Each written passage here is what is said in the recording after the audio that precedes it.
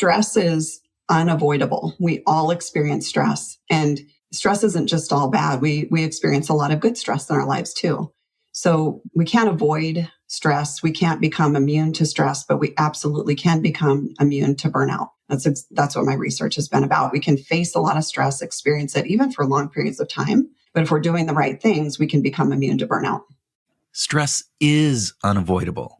We know that from the research, but also from our own lived experience. The dream that if we could avoid or get rid of the stress that's in our lives, we would be better off is just that, a dream. But what isn't a dream is improving how we approach and handle the stress that is in our lives. Our ability to effectively deal with that stress can buffer us from the really negative impacts that stress can have on us. We can't become immune to stress, but we can become immune to burnout.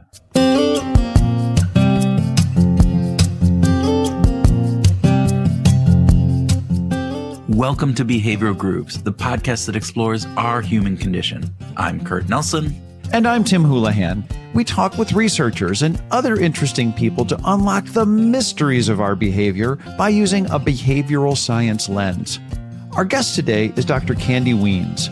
You heard her comments a few seconds ago about building an immunity to burnout, which is what really dominates most of our episode today. Kandi is the director of the University of Pennsylvania's Masters in Medical Education program and co-founder of Big Sky Leadership Labs. She is also the author of a great new book, Burnout Immunity: How Emotional Intelligence Can Help You Build Your Resilience and Heal Your Relationship with Work. We were lucky enough to talk to her about her research into stress and burnout, and particularly about how people with high degrees of emotional intelligence, or EI, are able to develop superior coping abilities, helping them manage stress effectively and to immunize themselves against burnout. We talked with Kandi about what burnout is, what are some of the signs that we may be experiencing burnout, the importance of self-awareness, and how we can regulate our emotions to help build an immunity to that burnout. We get into differences in generational responses to stress, talk through some coping mechanisms, and of course, we talk about music. But in this case, we actually talked about how music can help you cope with stress. Before we get into this episode, we have a favor to ask of you. We know that your lives are busy and that you have a lot going on. So taking even a couple minutes to scroll to the bottom of this episode on your phone and leave us a review may seem like it isn't the easiest thing in the world to do. But that is what we would love for you to do. We hope that every week we bring you a little bit of joy and learning into your life. Whether you listen while you're doing chores around the house, or it's your drive to work, or sitting back and enjoying a nice tumbler of your favorite drink, we hope that you get some value from the terrific guests that we have on Behavioral Grooves. And in return for that value, we are asking that you leave us a quick review. Tell us what you think, what you like about what we're doing. What we want is to add more groovers like you to our listener base. And the way that the algorithms work in podcasting is that stars and written reviews do a lot to spread the reach of this show. Yeah, so please, as a favor to Kurt and me, if nothing else, please scroll down to the bottom of this episode page and let us know how we're doing. And with that, please sit back in your low-stress chair, take a big swig of emotional regulation, and enjoy our conversation with Dr. Kandi Wiens.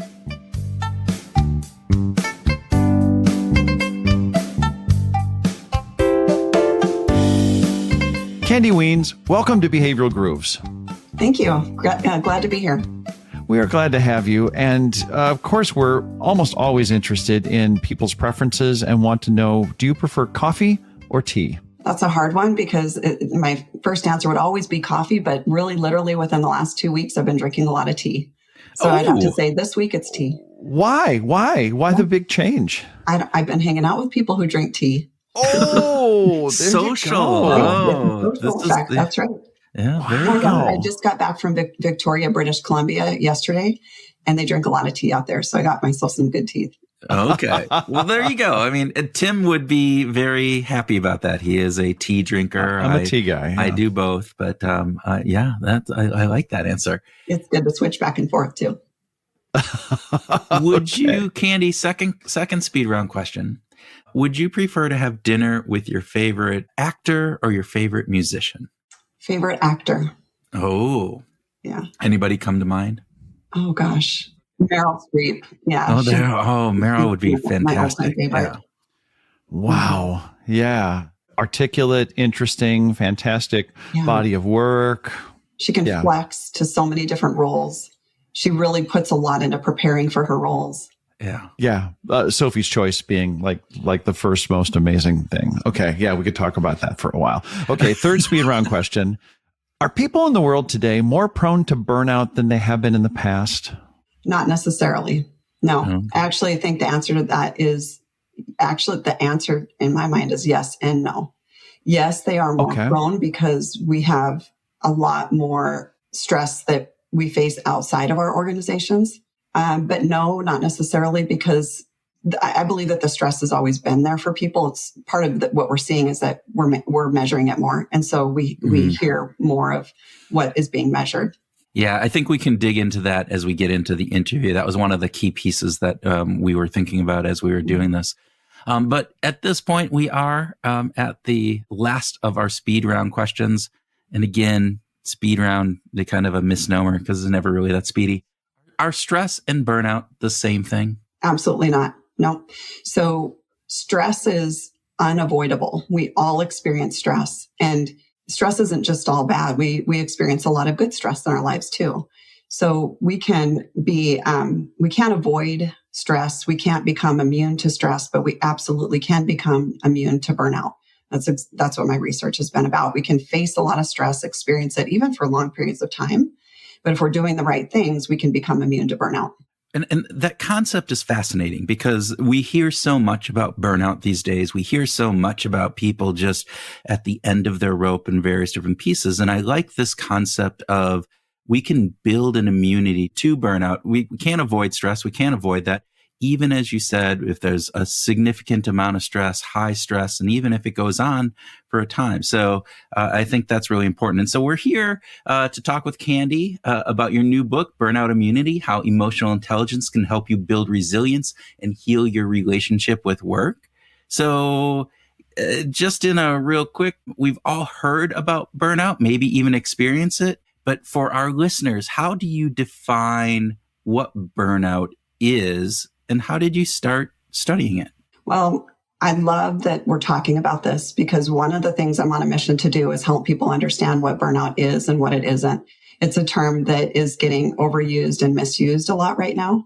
I can't tell you how many times a week, if not daily, I'm hearing people say that they feel burned out. And it makes me wonder sometimes if everybody's burned out, is anyone really burned out? So the difference between burnout and stress is really important to understand. So the definition of burnout, as researchers, primarily researchers who focus in on coping and stress and burnout, agree that it's a psychological syndrome, meaning that it can come and go. Just because we may feel burned out one day or for a period of a few weeks, that doesn't mean that we're doomed to be burned out for the rest of our lives or even careers. That syndrome, meaning that this psychological condition can come and go. It's primarily the result of chronic stress at work. Burnout researchers have primarily studied this construct in the context of how we experience stress at work. However, a number of researchers the last several years are really broadening that definition to go well beyond the work context, because we all know that when we experience stress at home, that reduces our capacity for stress at work and vice versa. So we're looking at more holistically the whole person level of stress that we experience. It has 3 common symptoms. So I'll cover each one of those just fairly quickly. Great. Go ahead. The first symptom, the first feeling that people have when they're really deeply burned out is that feeling of emotional exhaustion. Some people will say things like, when I wake up in the morning, I can't even imagine going to work today. I literally just don't have the emotional energy to give to other people. People in the helping professions like physicians, nurses, teachers, other educators, police officers, people who are giving a lot of energy to their patients, their students, their community, or to their customers, like people in frontline essential workers, can experience emotional exhaustion pretty quickly if their emotional energy is getting drained at work. The second symptom of burnout is a feeling of just really bad attitude about other people that you work with. It's oftentimes called cynicism. So being very cynical about the people that you work with, whether it's a coworker or a patient or a student or a customer or client. The third symptom, the last one, is reduced professional efficacy. That's a fancy way of saying I feel less effective at my job than I normally do, or less effective than I know I can be. So burnout will suck our effectiveness, suck our feelings of confidence out of us, because we just don't feel like the work that we are doing and the effort we are putting into things, it doesn't feel like it's really making a difference. So those are the three common symptoms of burnout. What do you think we get wrong most often when it comes to thinking about burnout? A lot of people feel like burnout is just that feeling of being unmotivated or disinterested in work, or maybe even feelings of being disengaged or not liking our work. And it's so much more than just not liking our work or feeling a lack of motivation. It is truly a deep depletion of our internal resources, primarily the emotional energy that we give to our work. Yeah. You talked about in the third piece of those symptoms, this reduced professional efficacy, this idea that we don't feel that peace. And you brought up this element of meaning. Is there a connection with me? Is it just the efficiency, or is it the lack of connection that I have with what I'm doing to some bigger meaning? Is there something in there? Absolutely. That's one of the big findings from my research, and other researchers have found this too, is that when we have a strong sense of connection and our work provides a sense of meaning, or we feel like our work is providing pro-social value to other people, like whether it's I'm an educator or a police officer, a nurse, physician, or whatever role it is, but we believe that other people are benefiting from the work that we do, including if you're a podcast host and you know that the people who are listening to your messages are gaining value from that. That's meaningful work that can protect you from the other symptoms of burnout. So the more we can connect with work that is truly deeply meaningful to us and we know adds value to other people, that can actually help us manage the emotional exhaustion and the cynicism. What if we don't know if we're actually making a difference to the people who are listening to us? Yeah, that's a tough one, right? Yeah. So then we tell ourselves, how would we know that? How would we know, like, what data do we have to rely on? And maybe it's sometimes just an internal sense of, I believe that what I'm doing is valuable, so therefore other people must be finding value in it. Yeah. Kurt and I are on that page. Well, we do hear every once in a while from a guest, or a listener. But, for the most part, podcasting has horrible analytics, but we won't go there. That's a whole separate aside on what we do. I think it's really interesting in what you're talking about, this idea around all of these factors. And you talk about this immunity aspect. And before we get into some of the things that we can do in order to boost that immunity, are there people who are more resistant to burnout while others are more prone to it? And if so, what does the research show? Yes. And this is really important that each of us understands whether or not we're more vulnerable to burnout in a particular context. Because remember that burnout is caused by whatever work context that you're in. So if the two of you are working in the same environment, one of you may burn out in that environment quicker than the other because that job is just not a good match for you. So it has a lot to do with our personality and our temperament, the things that we are born with, and whether or not our personality and temperament matches with what we're given in our work environment. Right? If what I want and need in a work environment and a culture and then in the job itself, if that fits what I really want, I'm less likely to get burned out in that particular environment. But I could be more vulnerable and it put me in a different environment and my risk level is going to go up. Yeah. Yeah. So to some degree, expectations matter a great deal. They absolutely do. So expectations are interesting. So let's take a college graduate who is searching for a job and has a couple of different options, maybe even a couple of different job offers. He or she might want to look at really understanding and trying to get really clear on what they can expect out of that culture. So learning as much as they can from whether it's if they know people who work in these other organizations or reading up on them, what can they learn about that company's culture before they decide to go in? Because what will happen is if they go in with inaccurate expectations of the culture, they're likely to suffer what's called a psychological contract break. What that is, it's really interesting, is like when we take a new job or we take a new role within our company, we have this psychological contract with our employers. And that's based on my expectations of what I'm going to get from my employer and my employer's expectations of me. Well, the minute that those expectations are out of alignment, that can create greater risk of vulnerability. It's that feeling of, have you ever been in a job where you're into it maybe a month or two, and all of a sudden you're saying to yourself, this is not what I signed up for. Yeah. Right? Like they told me I was going to be able to work from home and I would have a little bit more flexible schedule. Like I was told all these things. And now what I'm really experiencing is not at all what I signed up for. That's a psychological contract break. Yeah. When I think about that, there's this element that I think about. You talked about people just out of college. And I, as an older, I'm getting up there. The beard is gray. There's no hair on top anymore. And so is there a difference in age in either those expectations or how we deal with this? And I'm going back and you probably know this research better than I do, or these statistics, but in looking at like recent statistics over the past 5 years, of anxiety levels within the workforce and different pieces, the younger generations have a significantly higher anxiety and stress level, obviously not the same as burnout, but, within that, than say people who are my age or older. Mm-hmm. And is there something, do we learn? Do we just, become immune to it naturally? Is there natural kind of components that are going on?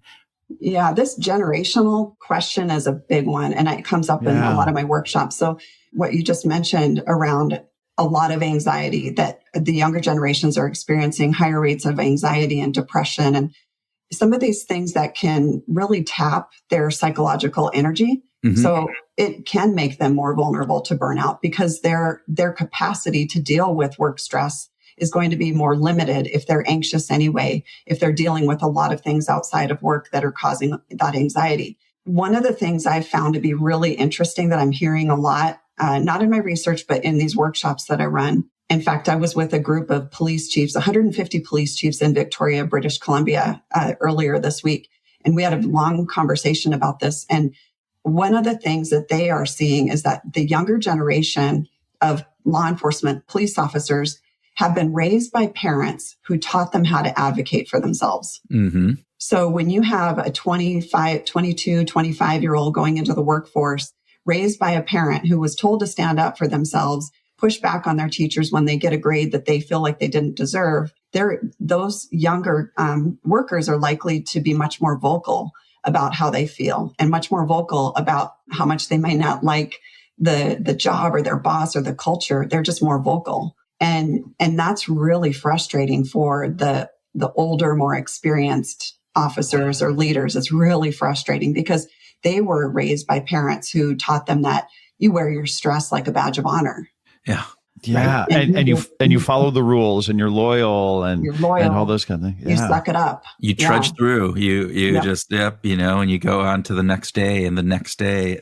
It's fascinating because again, you think about all of the factors that go into this. And obviously you've done a lot of research on this, but as I'm thinking about that, Tim talked about expectations, but if I'm raised to advocate for myself, and then if that advocacy doesn't result in the outcome that I want, is that more detrimental in the long run? Because for whatever reason I'm advocating, but I can't give you extra time off because we don't have the budget and we have other things. And, work is different than other kind of situations that maybe young adults have been in their life before. And so wondering how much that has to play into this. And again, I don't know if there's research on that or if you just have anecdotal evidence that you can bring into the story there. Yeah, anecdotally, definitely. I think it depends on the labor market.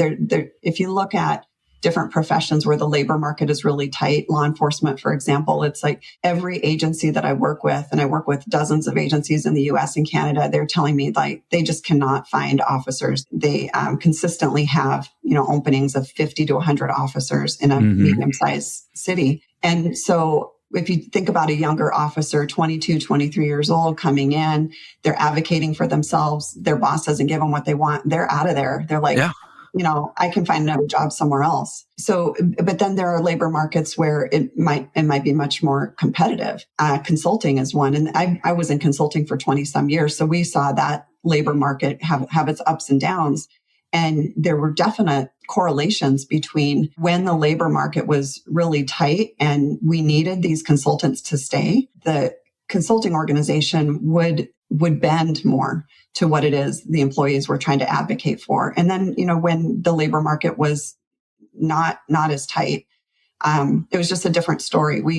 You would see the culture of the organization adapt to employees' requests and what they were trying to advocate for, just based on how replaceable these employees can be. Kandi, I wanted to turn over to some of the work that you've been doing around the cues, right? The symptoms that we see. And some people sometimes are missing these cues. You even talked about how we can be sideswiped by burnout, right? How much of preventing burnout is based on some level of self-awareness? Oh, huge. I mean, it is, in my mind, it begins and ends with self-awareness.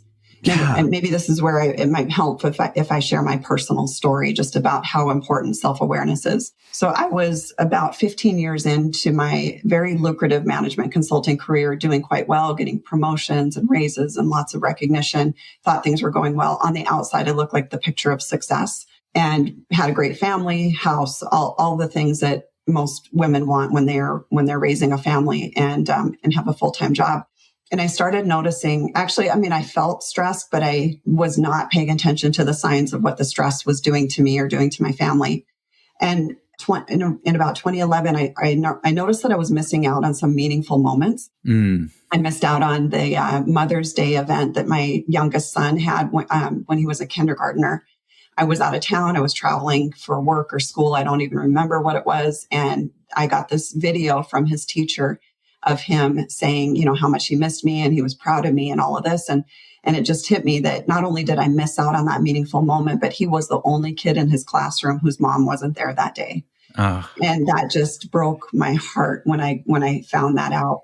Then a week later, literally just 1 week later, I went in for just an annual routine physical. And the nurse brought me back to the exam room. She checked my blood pressure once, twice, third, a fourth time. She had left the room. She said, she didn't really say much. She just said, I'll be right back. Well, guess what I did? I mean, what would you do if you were left alone in a room with your phone?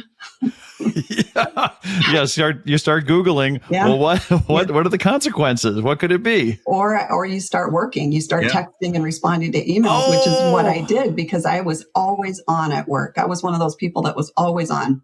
And I can laugh about it now because it is actually kind of hilarious that I was so absorbed in my job that I couldn't even just relax for a couple of minutes while I was at my doctor's appointment. You weren't even concerned about the blood pressure stuff. I wasn't even concerned about the fact that she was checking my blood pressure 4 times because my mind was on work. I should have been clued into the fact like, something's not right here. So she comes back in with the doctor, and the doctor, I knew her. So we had a friendly relationship. She sat down next to me, held my hand, and she said, I don't want to scare you, but we're going to give you some medicine, and I'm going to call your husband to have him come pick you up. So I was like in shock, took the medicine. I just did what she told me. That was the little rule follower in me was just take the medicine. And then when my husband gets here, I guess I'll figure out what this is all about. So about a half an hour later, the Xanax and everything kicks in. My husband shows up and the doctor's talking to my husband. And she said, Kandi is not supposed to get out of bed, like literally make her stay on the couch for at least 3 or 5 days. She can't go to work next Monday and Tuesday. And I'm hearing her talk to my husband. And my first thought was, that's not going to happen. I have a big leadership development program to run next week, and I can't not show up. Like, I am going to work next week. My second thought was, thank God someone's giving me permission to sleep for a couple Yeah. of days and not do anything. And then my third thought was, she's absolutely right. I'm not fine. I need to pay attention to what I was experiencing was a big wake up call. But if I were to reflect, and I have obviously over the years, reflect on the patterns prior to that, there were many, many subtle wake up calls, many little cues and things that I should have been paying attention to, that my stress level was getting to that point. So self-awareness is absolutely critical. And so it is the number one tool, the number one thing we can work on so that we can eventually learn how to regulate our emotions, regulate our thoughts, and regulate our behaviors. Because without self-awareness, it becomes much more difficult, if not impossible, to regulate emotions, thoughts, behaviors, and ultimately regulate our nervous system. We can learn how to regulate, like notice what's going on with our nervous system and then regulate it so that we can keep it under control. So, Kandi, for our listeners, what are some of the signs that you miss, that you overlook, that people tend to dismiss? What are some of those signs that we should be self-aware to be looking for in order to kind of understand, hey, maybe I'm going down this path? Mm-hmm. Yeah. And for everyone listening, your signs are going to be different. Some of them might be the same as mine, but each of us has our own tells, our own cues. But pay attention to physically, what do you notice? And I've learned to notice that when I'm stressed, like if I'm in a conversation with someone that it gets heated or I'm just nervous about, I tend to hold my breath. And I used to not notice that at all. But now I notice that I will hold my breath. That's actually very bad for your blood pressure. Which, by the way, my last story, I forgot to mention that my blood pressure was 200 over 110. Oh my gosh. That's a hypertensive emergency. I literally could have had a stroke or died right on the spot. So that's pretty critical to understand, like even paying attention to your breathing patterns, noticing if your heart rate is going up. I've now learned how to notice when my blood pressure is elevated. I can actually feel it now. Before I didn't know what that felt like, but that's, having that awareness. But so that's one, really paying attention to your body's physical cues. For some people, I've had people tell me that, I just tend to feel or be less creative than normal. For people who tend to be artistic and much more creative, they notice that their creativity is kind of zapped. For some people, they notice that they're lashing out at their family members or maybe even a coworker more than they normally, or they shouldn't be, but it's like the behavioral things that they notice. So the irritability, that kind of components is, okay. All of it. Yeah. So it's noticing the physical cues, the behavioral cues, even noticing when your emotions tend to feel, when you are feeling more intense emotions around something, that's a cue. Yeah. And thank you, because I think, again, one of the things that you talk about is building this immunity. But before we can start doing, I think we can start doing that beforehand, but, being aware and knowing what to look for. And as you said, everybody's going to be different. Contexts are different, all those factors. But I think it's really important. You started to talk about emotional regulation.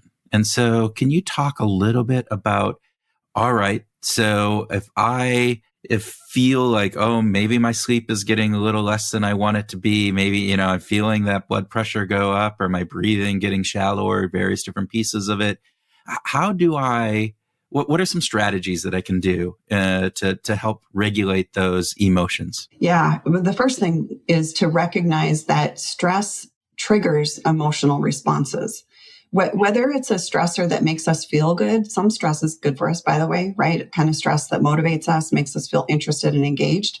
But in any case, whether it's a good stressor or a bad stressor, it triggers an emotional reaction. So recognizing that that's what's happening to you is the first step. In Burnout Immunity, in the book, I offer 3 emotional regulation strategies. And this has come out directly from my research.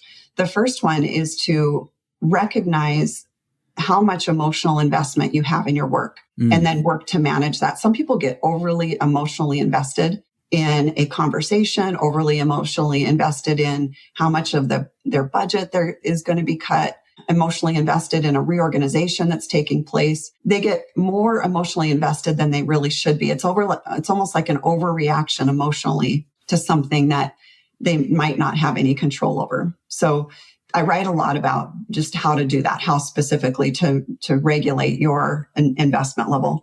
The second thing people with burnout immunity do is they view stressors as problems that can be solved. Okay, not just as like, oh, I'm potentially going to get laid off here because my company is going through a massive reorganization, but looking at it as like, okay, so there will be a lot of changes going on with this reorg. It might affect me positively. So how about I look at this as like a problem that can be solved? Who can I talk to? Who can I network with? What can I learn? How can I best position myself if I don't want to lose my job? So rather than having our emotions take over, we're switching into more of a cognitive response to the stressor itself. The third thing is just practicing adaptive emotional regulation. So when we notice that our emotions are becoming intensified because of a stressor, first of all, recognizing that, and then whether it's through a mantra or self-talk or talking to a mentor who can give us perspective, or by surrounding ourselves with other people who are just good at adapting their emotions, we can learn how to better regulate and just adapt the emotional response we have so that it matches the level of intensity of the actual stressor. Yeah.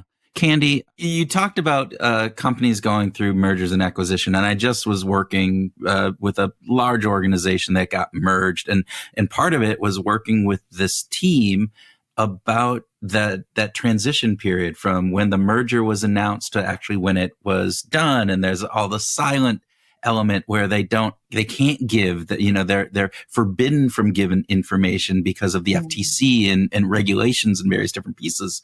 And what I'm hearing you say is that there is an aspect that in going through that if they actively take action on looking to what can I learn from this? How can I network?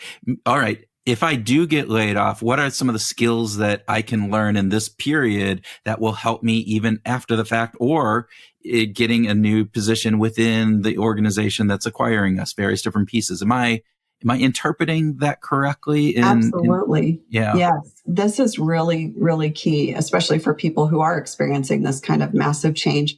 I wrote a Harvard Business Review article called Embrace Change Using Your Emotional Intelligence. And basically what that article says, and what I talk about more in the Burnout Immunity book, is that when we're faced with a big change like that, learning how to embrace it in a way where we see the stress of that experience as enhancing to us.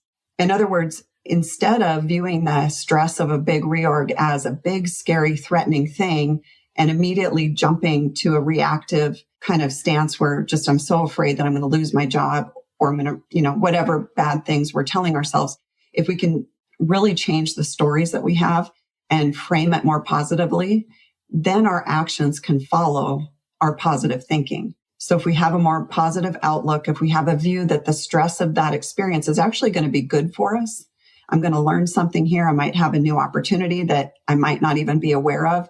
Doors might open for me that I'm not even aware of what these doors are. I might have an opportunity to work with people and collaborate in ways that I've never been able to before. But that starts with a mindset shift that then results in behavioral change.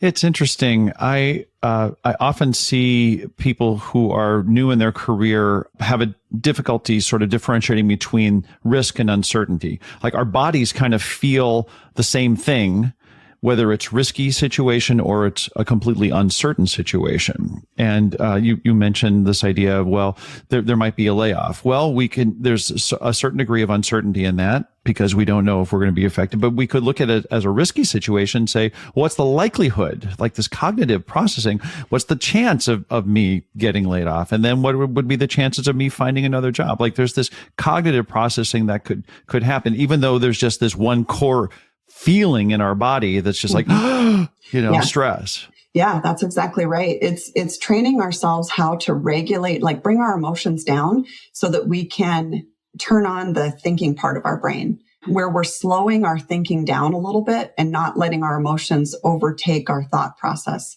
So, and sometimes that could be just a matter of like telling ourselves, okay, I am feeling threatened here. This reorganization, I feel a high degree of uncertainty. I feel threatened. I don't know what's going to happen. Those are my feelings. I'm going to park them over here for a little bit. Right. And They're real. They're real. Like it's not denying them. Exactly. I love the way you're addressing that. Go ahead. Yeah, do not deny your emotions. Like find a way to deal with those separately from turning that thinking part of your brain on to where you can take a more analytical approach to a risk assessment, talk to mentors, talk to people who have been through these type of reorganizations before to help you think through, okay, how can I look at this differently? How can I frame this differently? And while working on our emotional response at the same time. I love your emphasis on emotional intelligence. And my personal observation is that there is a group of people to whom emotional intelligence is it's either not baked into their genes as being a priority, or it's not socially interesting to them, that it just doesn't matter to them. What do you say to those folks who just kind of don't care or don't get emotional intelligence? Yeah.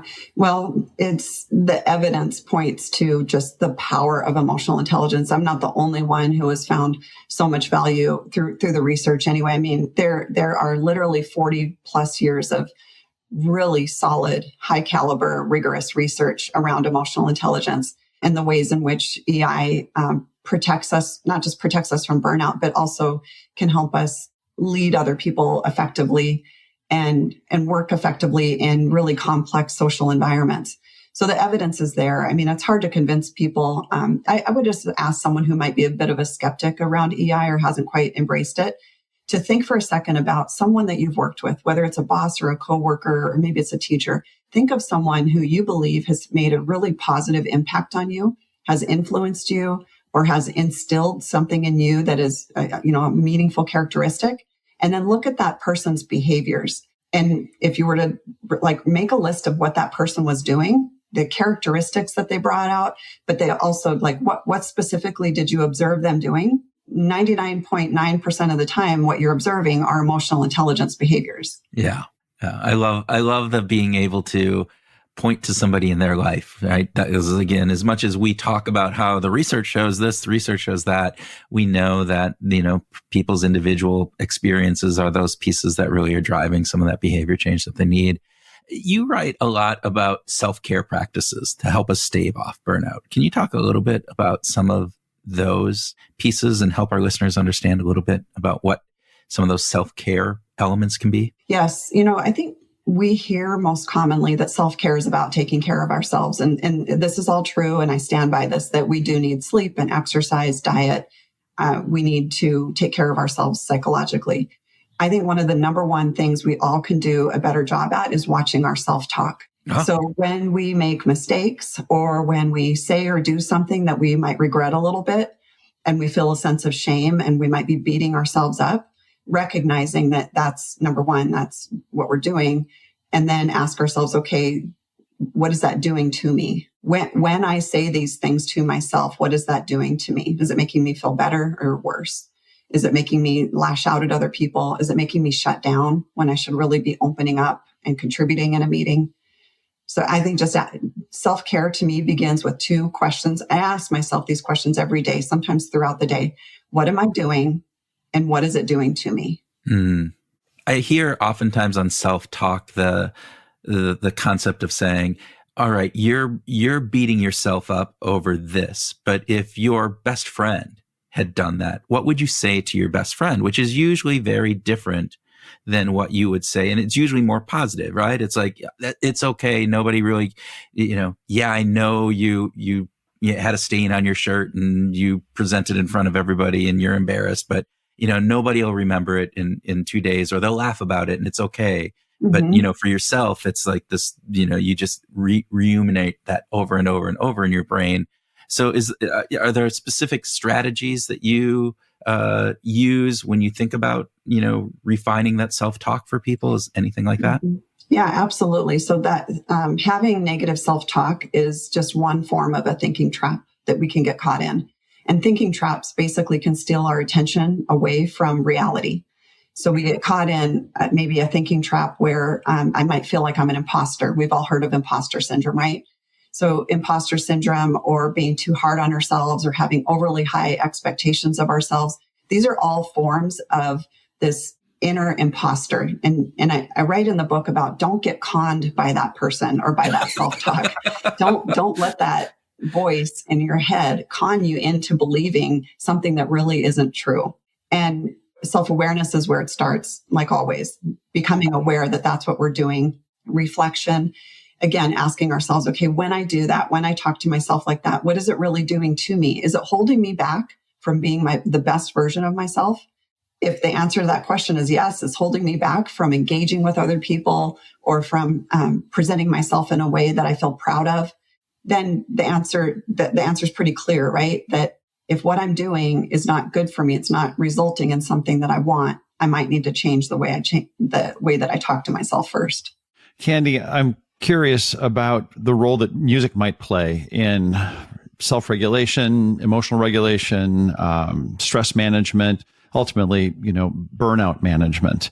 Could music play a role in that, and maybe in your personal life, or just in the research that you found? Yeah, so there is research out there. I'm not as familiar with it, I'll be honest about this, but there is research showing that music can help us regulate our nervous system.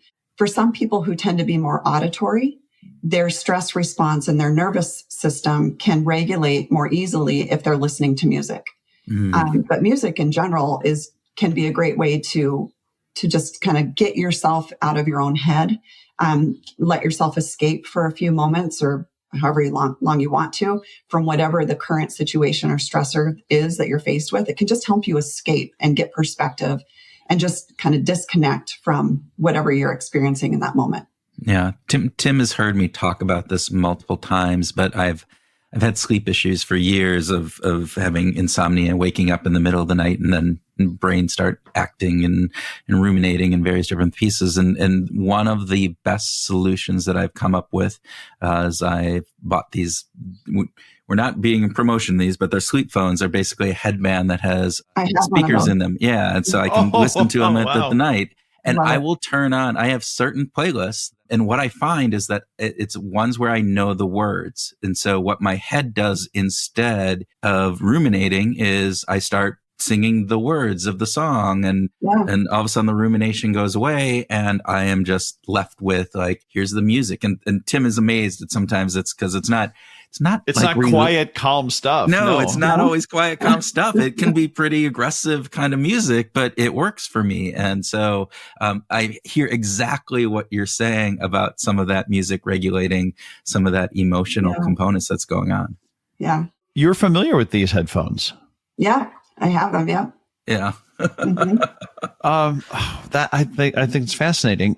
Okay, so just along those lines, if you were to be stuck on a desert island for a year, and you could only bring 2 musical artists with you, I mean, not the people, but their catalog of music, right? You could choose any 2 that you wanted. Who would you bring? It's a tough one. I think one that first comes to mind is Garth Brooks. Oh, I know his music, like his older stuff, is probably more popular than any of his newer stuff, but I just think he's extremely talented. And when I listen to his stuff, it brings back memories that are really powerful and positive for me. It's about the music, but it's also about the memories from that. And then I would have to say, the second person, right? Uh-huh. The artist. Artist, band. Dave Matthews Band, for sure. Oldies, but goodies, and still just even their new stuff is really good. But again, it's brings back really amazing memories where I was connecting with other people and just good experiences in my life. I was at a good point in my life. So yeah, it's about the music, but it's more so about the memories that it evokes. It's interesting. We've talked to a lot of people about music, obviously, and even some music researchers, and this idea that music does take us back. And most of the music that we tend to really say is our preferred music often goes back to very formative years, early to late teenage years, and different pieces where we have that. And just as you're talking about this idea of that takes you back. It takes you back in time to give you that emotional response, not just the musical piece, but the memories that it evokes, I think are really interesting as we think about that. Yeah. I think the same thing is a little bit true with stress too. And one thing I would just leave your listeners with is that when you're faced with a stressor that you've never seen before, is to reflect back on memories when you've had a really positive response to stress, when you've been at your best under stress. So it's similar to having a memory from music, right? Where you're putting yourself back in a place and time when you were at your best, and reflecting and connecting to whatever that memory is can be a really powerful way to help you get through whatever's in front of you today. Kandi Wiens, thank you so much for being a guest on Behavioral Groups today. Thank you for having me. This was a lot of fun.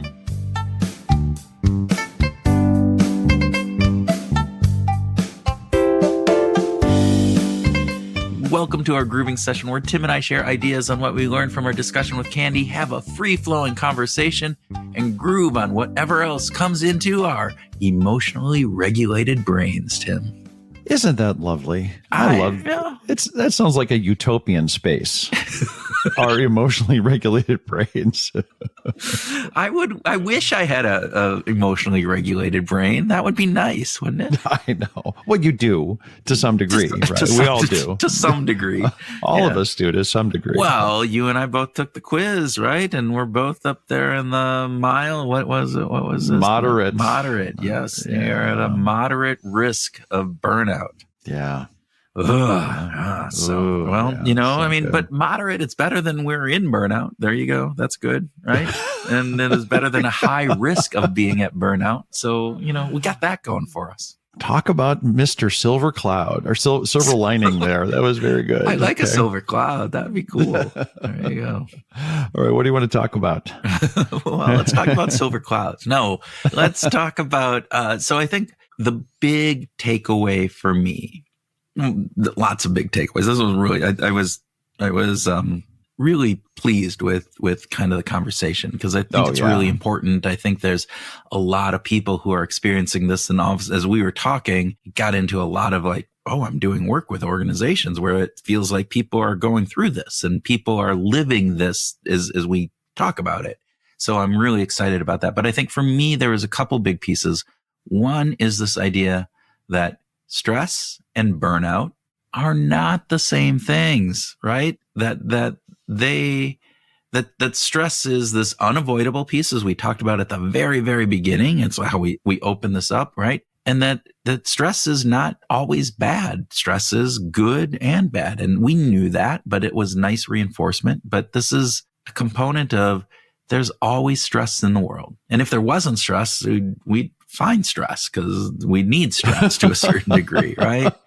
I guess so. Yeah. Yeah. It's just there. And I'm glad that she called that out. And just for the sake of sort of her definition, I really like the way Kandi talked about burnout as a psychological syndrome, meaning that it can come and go just because we may feel burned out one day or for a period of a few weeks. That doesn't mean that we're doomed to be burned out for the rest of our lives or even our careers. Right? Like I'm really glad that she said that. It's okay to have burnout, happen, because we can fix it, because we can be immune to it, because we can do something about it. And it can be short-lived. Right. But I think even a more important part of, well, maybe not more important, but a part of that, she goes on to say that burnout is primarily the result of chronic stress at work. Yeah. And we know that stress is up in the world beyond just work, right? There's more stress in the number of people and connections that we have, expectations, less structure in the world, right? There's all that kind of stuff. Uncertainty for many people, frustrations, anxieties, all the stress levels that we've seen in any of the surveys are up. And so they're up there. And this idea of chronic stress at work can result in burnout. And what I loved is that, all right, so we have stress, not the same as burnout, and all stress is unavoidable. Burnout is avoidable. Yeah. And we can do things about it. And one of the important things is, and she talked a little bit about this, like everybody says, I'm burnt out, burnt out, burnt out. Well, if everybody's burnt out, then really is anybody burnt out? And so I think we are all under stress, but we're not under burnout. And we need to be very careful about our language and how we use those, that we don't interchange burnout with I'm feeling really stressed, or you understand that you are in burnout and that it's important to get, to help get yourself out of it. Yeah. I'm the more work that we do with academics, the more I see how they pay attention to the words that get used and the way that they frame things. And this is especially true in psychological studies, that the words matter, right? We know that nudges, the specific words in nudges matter. Yeah. And I really like this idea of not automatically switching out burnout for stress. Right. And being more conscious and more aware and more intentional about tuning into how we're feeling. So we're going, I'm really stressed right now. I'm not in a burnout phase. It's not chronic stress at work. Right. I'm dealing with it. I can figure out a way, and we'll talk about this later. There are tools that I can use to avoid burnout, right, to deal with emotional regulation, to keep that stress down. So you said you're learning of these, from the researchers about the words and how they use it. And are you pointing that at me, saying that I need to be better with my words? Is that something that you were trying No, that wasn't it at all. No, not a bit. You were because I just use a whole bunch of crappy ass words. I know that. You go. And you're pointing out something that I just completely agree with, that stress and burnout are different things. So let's not just lump them into the same thing. It's like my personal gripe, and I'm jumping ahead here, but it's my personal gripe with the way that we deal with risk and uncertainty. Yes. Right. Those are really different situations in our world today, but hang on, we'll get to that in a minute. All right. So what else, Tim? We talk about stress, burnout, not the same thing. We need to be careful about how we talk about those. What else did you hear from Kandi? This is a good time to talk about the difference between risk and uncertainty kind of thing, because we feel it. Like this, the big message from Kandi is pay attention to your body. Listen to the cues. Be discerning about what you're feeling. And it's okay to let your body be the guide. I just want to remind people that our body has a very limited vocabulary. Right? And that's where this difference between uncertainty and risk come into play. That it feels the same. Like I have that tension in my chest or in my gut. I have butterflies in my stomach. What is going on? Is it risk? Is it a risky situation? Meaning I have a feel for the number of potential outcomes, and I might even be able to assess the probabilities that go along with those potential outcomes. Those are risky situations. An uncertain situation is when I have no control over it, or I have no idea what the outcome is going to be. 50-50, right? Flip a coin. Flip a coin. Yeah. Or that's right. Could I get laid off? I might get laid off. Can I control it? Can't control it. Zero control. So that's an uncertain situation. But there's risk associated with that. So how does that play out? Because there is a risk associated with getting laid off, right? You no longer have a paycheck. You have other pieces. So there is a risk of that. There are risks, and I might be able to assess. I might be in good form for me to say there's a 60% chance of me getting laid off and a 40% chance of not, or a 90% chance that I'll make it through, in order to think about how to plan for the future. Yeah. But the ultimate act is still uncertain. And I think this goes out of my control. And this goes back to that conversation with Ari Krulinski. I can never pronounce his last name. I apologize.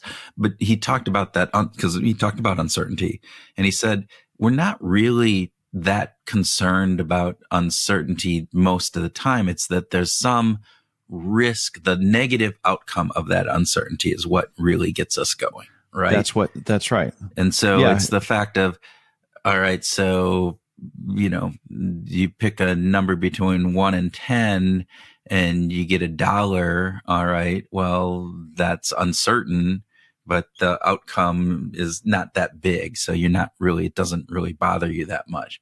Pick a number 1 through 10 and somebody throws a knife at you. Well, okay. Different outcomes. Different outcome and different feeling about that same uncertainty, right? Yeah. So, yeah. Well, I also think about the way I feel butterflies in my stomach before I ride a big roller coaster. Woohoo! But I also feel butterflies in my stomach before going on a first date, back when I was dating, right? And so the vocabulary that our body has to transmit to us is very limited. The body is basically saying, "Oh, there's some energy there." You're feeling that, and you have to interpret the butterflies in your stomach. So the butterfly again. So I will use get butterflies before a roller coaster, but I also get butterflies when I have to give bad information to an employee or to a client, right? Yeah, I'm worrying about it, right? So the feeling in my stomach is the same. That this hurts, right? So the language that my body can tell me something it's the same. It's using the same words in bad vernacular here, right? Butterflies. Yeah. But they mean different things. I have to interpret them differently, right? My brain goes in there. And the problem, and let's get back to Kandi, right? I think the problem is that our brain often doesn't do a good job of interpreting the language, right? Right. It interprets the roller coaster in the wrong way. It's not an excitement. It is a fear, or vice versa, that the bad language or the first date is, excitement, or it's fear, right? And you don't get that, right? Yeah. And you might be misinterpreting the fear or the excitement as fear, right? When it's really just excitement. Yeah. And again, it was really interesting. I mean, Kandi's story about her high blood pressure. Oh my God. So again, we're talking about like butterflies and how we respond, but there are physical manifestations of stress and how that leads to burnout. So this is the big piece is that self-awareness aspect.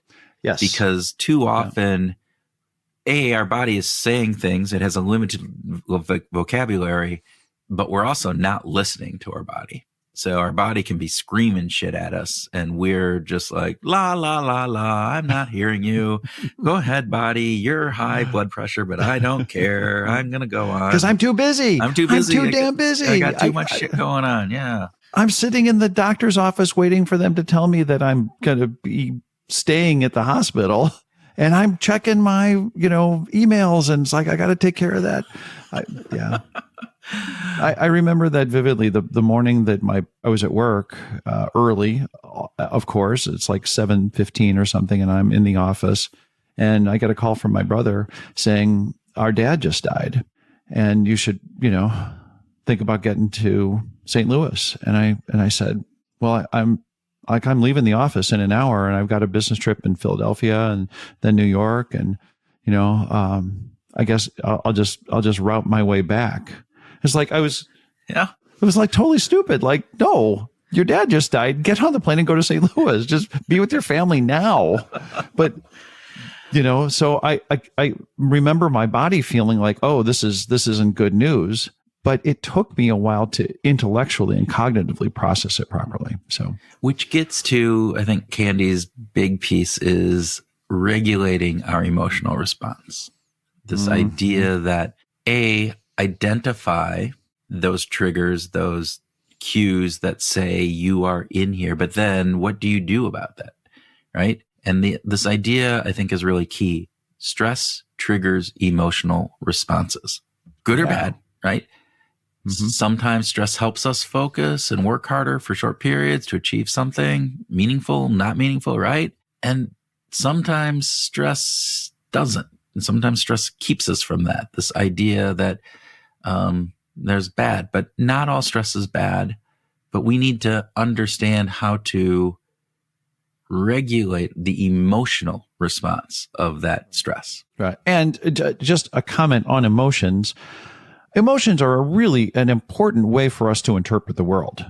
So it's not about not being emotional. Right. Right. We don't want to stop being emotional. That would not lead to a good life. And people who have parts of their brain that are severed or damaged, that lose that emotional content and ability, they live terrible lives. Their lives are horrible being all rational and not emotional. So just want to say a proviso there. But when she talked about emotional regulation strategies, I thought that it was great that she focused instantly first on identify how much emotional investment you have in your work. Right. Like start with like an inventory of where you're at. Are you just over indexing on work? I guess that was kind of the first thing for me. Well, and a big piece of that, right, is that we're human. And as human, we have a much bigger world that we live in than just those 8 to 10, 12 hours we spend at work 5-6 days out of the week,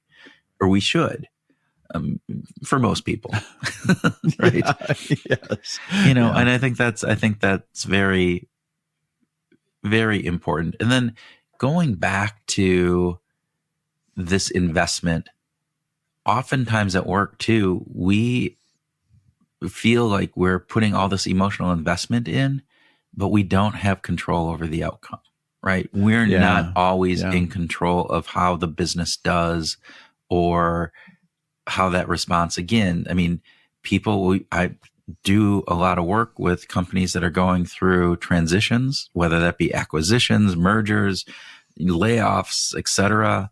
And people who have invested, who are in middle management or even frontline workers or wherever that would be, they can be the best workers in the world and they are not in control over those things. And yet That's right. they've invested and there's an emotional component to it. And it's hard. It's not like some easy black and white kind of a thing like, oh, I'm just not super emotionally invested. If you're going to do a good job, if you're going to be productive, you're going to have to engage to some degree in your organization, in the people that you work with, in your boss, in the team that reports you. There's going to be some kind of emotional investment. I think what Kandi is talking about here is trimming back on the myself. All of my identity is wrapped up in what I do. I think that's the big takeaway for me, because getting emotionally invested in your work, having some emotional investment in your work is a good thing. I agree. And we both do that, right? I mean, that's how we operate. Even with the show, the side project that we do, right? This is, we're emotionally invested in this. One of the other key things that Kandi mentioned is this idea about shifting our mindset to view stressors as a problem to be solved, not as something that just lives out there. It's like, no, this can be solved, or what can I control? I think that was the other piece, right? So you don't have to solve 100% of the problem or 100% of the problems. But but again, this emotional regulation, we crave certainty, we crave autonomy, we crave elements of that. And again, this was the part where I started asking her a little bit about I was working with this company that went through this merger, and they have that silent, like 9 months where everybody is just in this uncertain world. Well, getting people in that time to focus on what I do have control over, what can I learn? I mean, I loved the leader of this organization said, regardless of what the outcome is, right? We can't really control what the outcome is, but you can learn something from this and to make yourself more valuable if you're going to be part of the company moving forward, if you're not going to be part of the company moving forward, because now you have this 9 months or 8 months or 6 months or 2 months, whatever that would have been, in learning what it's like to go through an acquisition. You have more knowledge. Exactly. And if you're paying attention to it, you're learning from that. You're getting added value for whatever the world's going to bring to you. Yeah. And tied into that whole idea of this these situations that we really can't easily navigate, there might be people in your network who have navigated that before. And you might be able to find some resilience by networking with them, talking to people who might have had some experience in that to help you process it, to kind of give you a frame that could soften the emotional impact to you. Because you'll go, oh, they made it through. Yeah. How did they make it through? They use this technique, and it was for this long, and it was a lot more rigorous and more difficult than I thought our situation might be in now. And sometimes even when you talk to people, because this is a real world thing, like people brought up their past experience with mergers, and they were not positive, Yeah. right? As like, oh, right. But then you just reframe that. So then when I was in there working with them, I said, so great, you got acquired and you were in this new company and you didn't like it, right? But what did that do? Well, then I left and I got here and I loved it. So it ended up with a positive outcome. Well, yeah. Okay.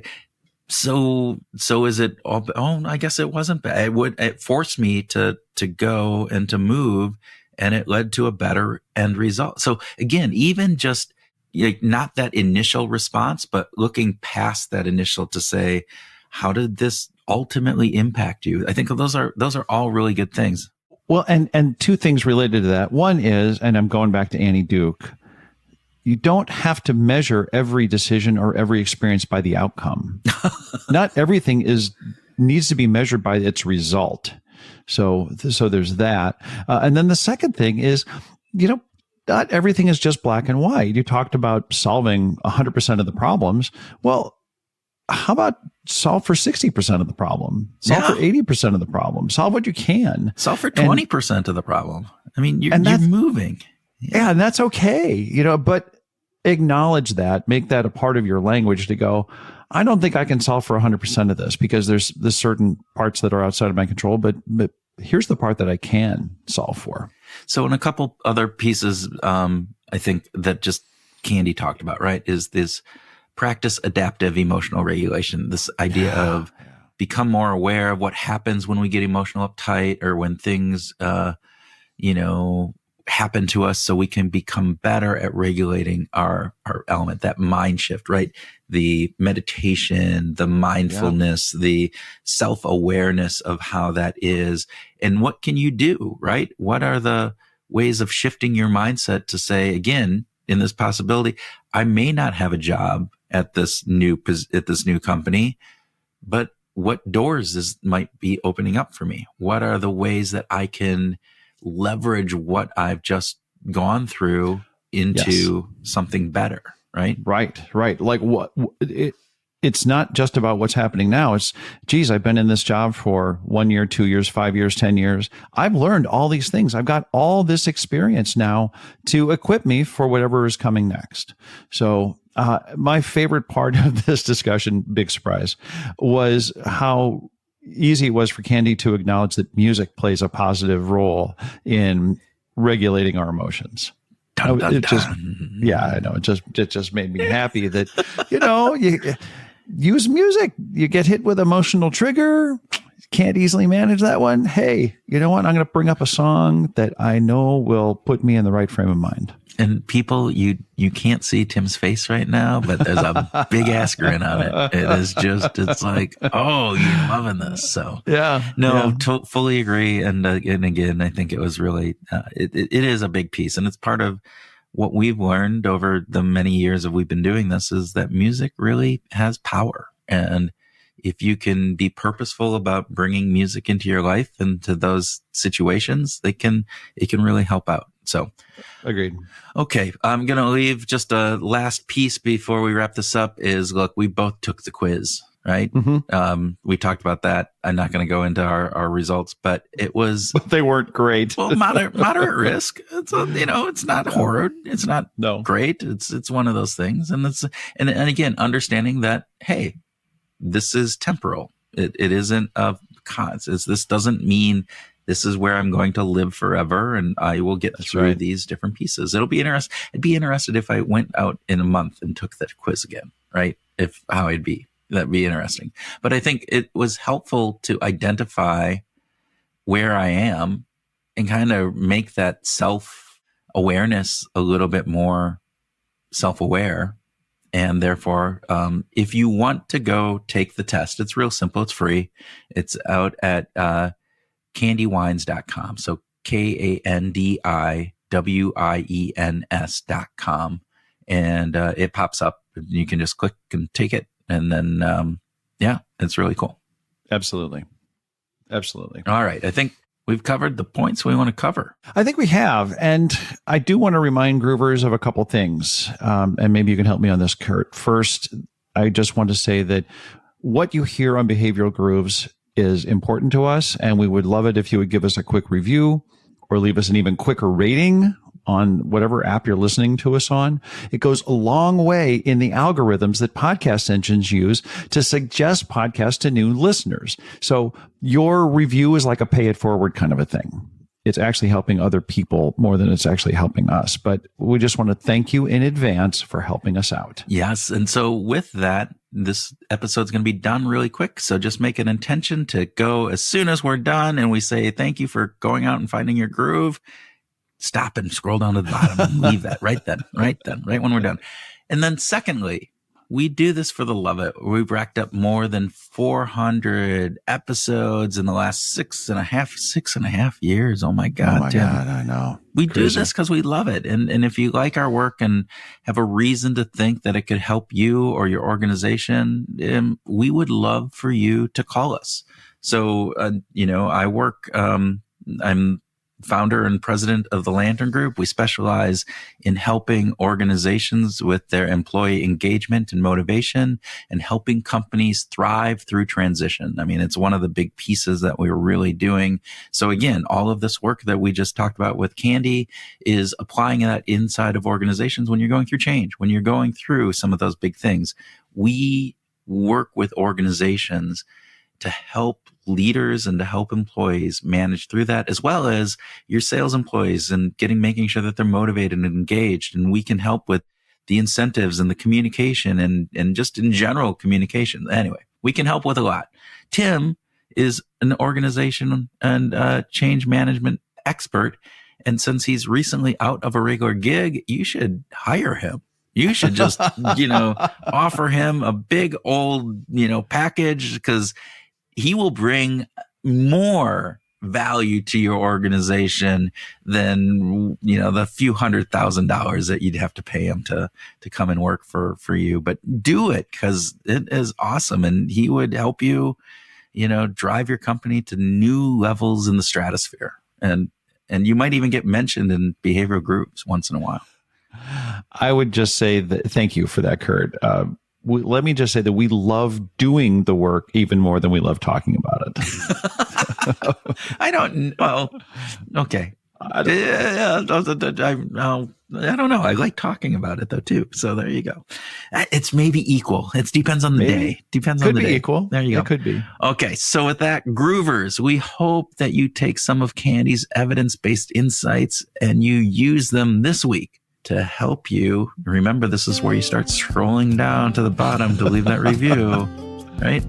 We hope that you use them this week to go out and to find your groove.